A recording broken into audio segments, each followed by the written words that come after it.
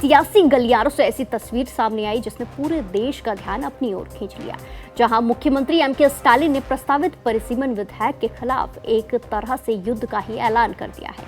मुख्यमंत्री स्टालिन आज 13 डिग्री का केस है।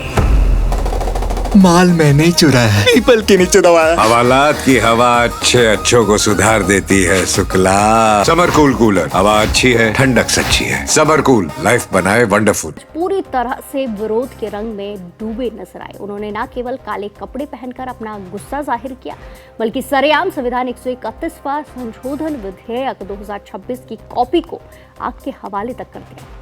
स्टालिन का एक कड़ा रुख इस डर से उपजा है कि अगर नया परिसीमन लागू हुआ तो लोकसभा में दक्षिण भारत की सीटें कम हो सकती हैं और उत्तर भारत का दबाव बढ़ जाएगा।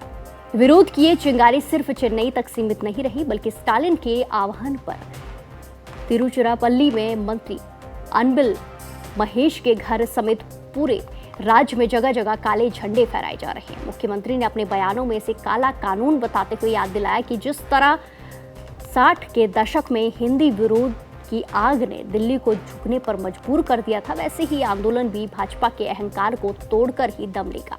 विपक्ष का आरोप है कि केंद्र सरकार नारी शक्ति वंदन अधिनियम की आड़ में इस विधेयक को जल्दीबाजी में लाकर राज्यों के अधिकारों का हनन कर रही है। अब स्थिति यह है कि तमिलनाडु की सड़कों पर उतरा ये जनाक्रोश केंद्र और राज्य के बीच एक बड़े संवैधानिक संकट की ओर इशारा कर रहा है। कुल मिलाकर इस मामले में अब तस्वीर ये बन रही है कि स्टालिन ने इस लड़ाई को केवल एक बिल का विरोध नहीं, बल्कि तमिलनाडु के आत्मसम्मान और उसके भविष्य के वजूद को बचाने वाला एक सामूहिक संघर्ष बना दिया है। ऐसे में देखना होगा कि ये जो प्रदर्शन किया गया, इसका क्या कुछ असर देखने को मिलता है।